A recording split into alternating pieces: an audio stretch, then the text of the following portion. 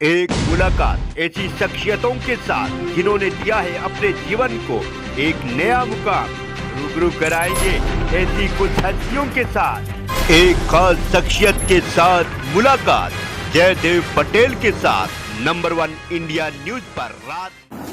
नमस्कार, आप देख रहे हैं नंबर 1 इंडिया न्यूज। मैं हूं आप सभी के साथ जयदेव पटेल और आज एक खास शख्स के साथ मुलाकात प्रोग्राम में बात करेंगे आने वाले कल की, क्योंकि पूरे देश की निगाहें इस तारीख पर लगी है, टिकी है। 10 मार्च मतगणना का दिन है और 5 राज्यों में तय होगा कि अब की बार किसकी सरकार।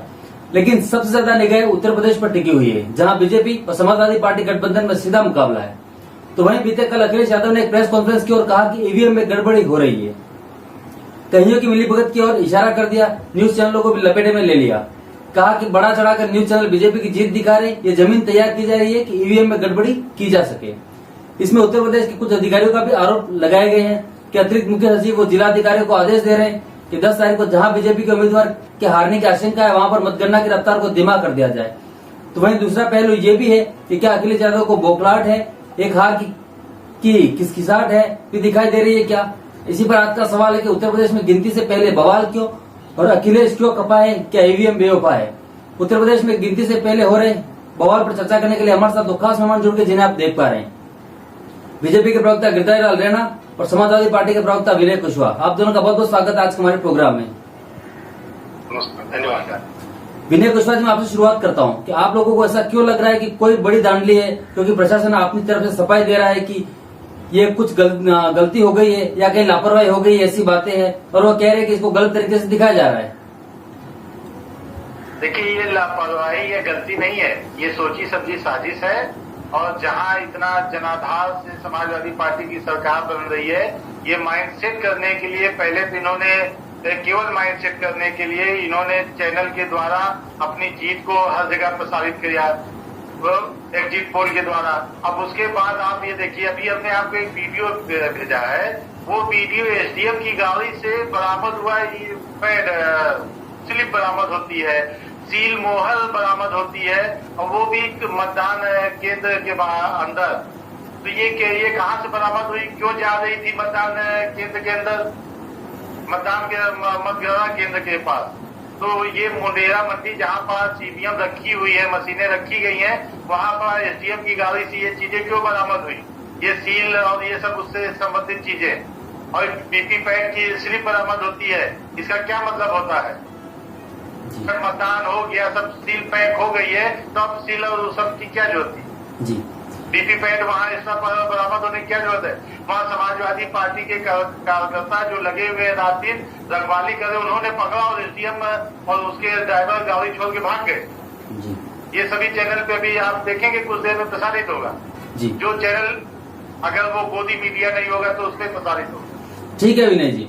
गिरिधारीलाल जी, ये जो आरोप लगता जा रहा है ये हमेशा से है, तो ये कहा जाता है कि बीजेपी सेंट्रल में सरकार है और मैनिपुलेशन किया जाता है। ये लगातार आप लोगों के ऊपर एक अलग अलग चुनाव में अलग तरह से आरोप लगाया जाता है।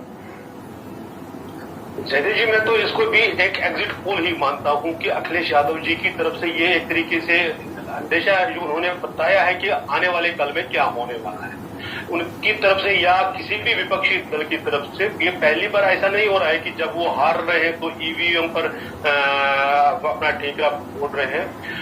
हर बार, चाहे वो सिविक पोल हो, चाहे वो असेंबली के हो, पार्लियामेंट के हो, हर बार उन्होंने ऐसा ही किया। लेकिन मुझे एक चीज पर बड़ी हंसी आ रही है कि जो सरकार में रहे लोग हैं, जिन्होंने चुनाव अपने अंडर करवाए हों, उनको भी व्यवस्था का अभी तक ज्ञात नहीं हुआ। इसका मतलब है कि वो कैसी सरकार चला रहे हैं। तो ये एक स्पष्ट सेंस होता है, चाहे वो पोलिंग हो, चाहे वो काउंटिंग हो, एक ट्रेनिंग होती है। पहले जो एम्प्लॉयज है वो कोई घर से ही ट्रेन होकर नहीं आते। तो डीएम साहब ने भी उसको क्लियर करो, ये सब जानते हैं, ये कोई नई बात नहीं। केवल वो नहीं जानते हैं जो सरकार नहीं चलाते थे, सरकार के नाम पर पार्टी का काम करते थे, उन्हीं को ये जानकारी नहीं होगी।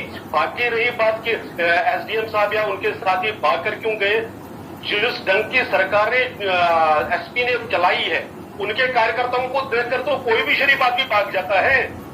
ये तो स्पष्ट है, उनका व्यवहार जिस ढंग का होता है, भागेंगे नहीं तो अपनी जान जोखिम में डालेंगे क्या? तो वास्तव में चुनाव प्रैक्टिकली प्रैक्टिकली कल चुनाव हारने की उनको क्लियर है। उन्होंने समाज में से पता चल गया कि वो कहीं टिक नहीं रहे, 100 सीटें भी पार नहीं करने वाले हैं।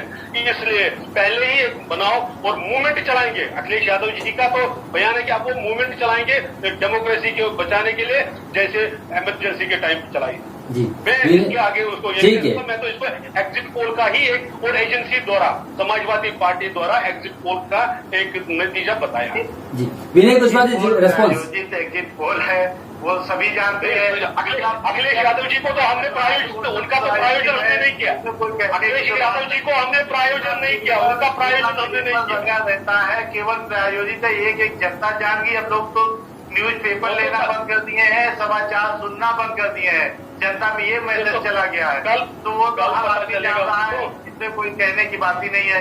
इसमें मेरा एक सुझाव छोटा सा है, मेरा एक छोटा सा सुझाव है। जहां पर अगर कहीं किसी सीट पर समाजवादी पार्टी जीतती है, वहां पर उस चुनाव को वो नकार कर दे, वॉलंटरी कह दे नहीं जी ईवीएम गलत थी, इसलिए हम यहाँ पर दोबारा चुनाव करवाएं।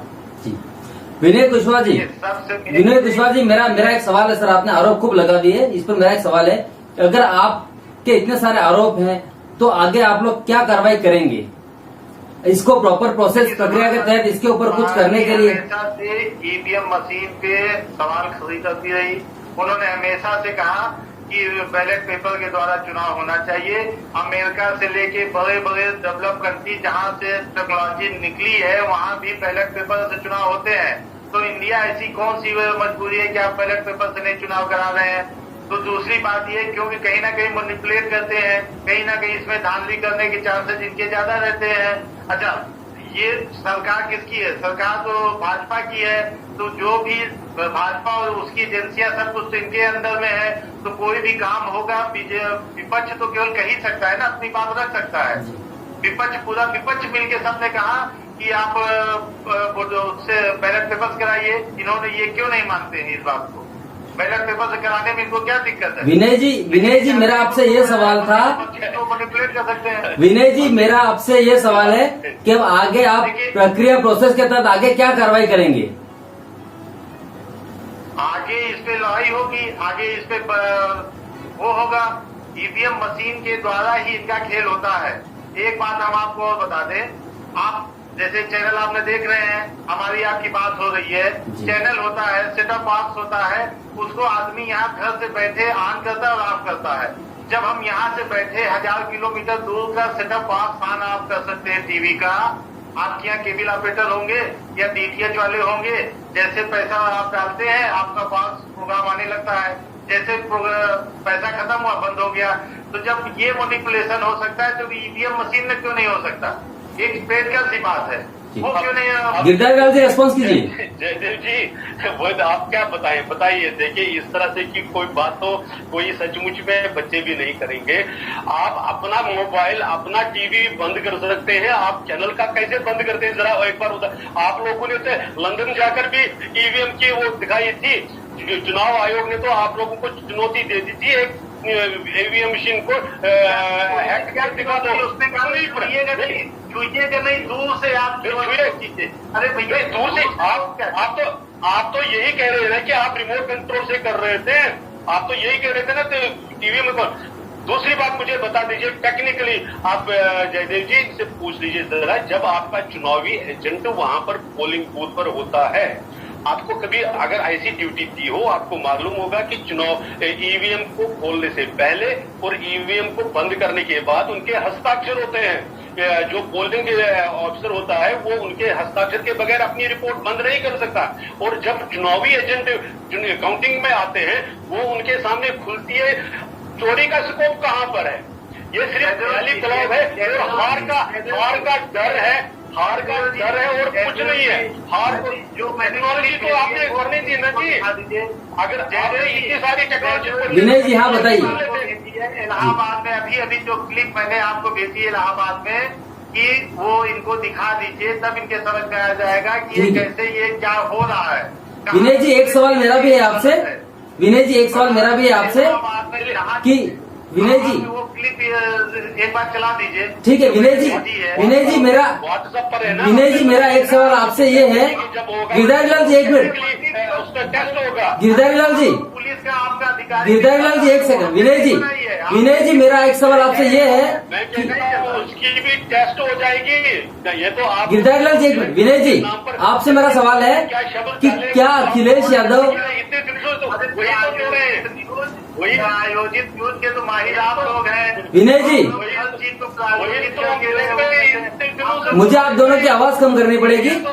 विनय जी एक सेकंड, विनय जी मेरा सवाल सुन लीजिए पहले आप। आपने देखा कि कैसे विनय जी मेरा आपसे सवाल सीधा है, जनता की लड़ाई लड़ रही थी, बहस ढूंढे वक्त में जनता की लड़ाई। सर समय का अभाव है। चुनावी भाषण हम नहीं दे रहे, हम तो एक विषय पर कर रहे हैं। विनय जी क्या ये अखिलेश यादव की हार की बौखलाहट है क्या? आयोजित हर चीज आयोजित करते हैं। विनय जी क्या ये अखिलेश यादव की हार की बौखलाहट है क्या कि हमेशा ठीक रहा ईवीएम पे जाके फोड़ देना? क्या बात कर रहे हैं? जीत रहे हैं, हम सरकार बना रहे हैं। देखिए ऐसा ना, इनकी गलत बात का जो विरोध करे वो देशद्रोही हो जाता है। इनकी बात को किसी ने जो तो काटे, देशद्रोही नहीं कहा आपको। सेंसर लग जाता है। इनकी बात जो काटे ईडी और इनकम टैक्स आ जाती है। इनके खिलाफ जो बोले वो बुलडोजर चला देते हैं।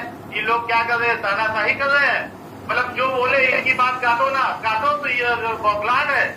इनकी बात काट दो तो हम लोग देशद्रोही हो गए।